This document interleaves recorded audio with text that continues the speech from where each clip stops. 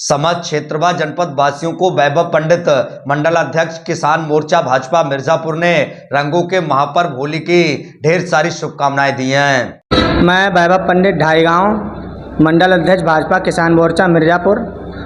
मैं आप सभी को होली की बहुत बहुत शुभकामनाएं देता हूं और आप सभी से अपील आग्रह करता हूं कि होली का पर्व एकता की मिसाल है।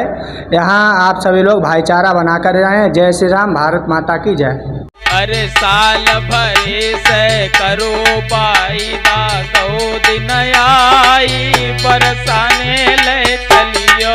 ए राजा बरसाने ले चलियो, ए राजा वृंदावन ले चलियो, ए बलमा वृंदावन ले चलियो। रहो मेरो मनु अकुलाई, मोहन मेरे मन बसे।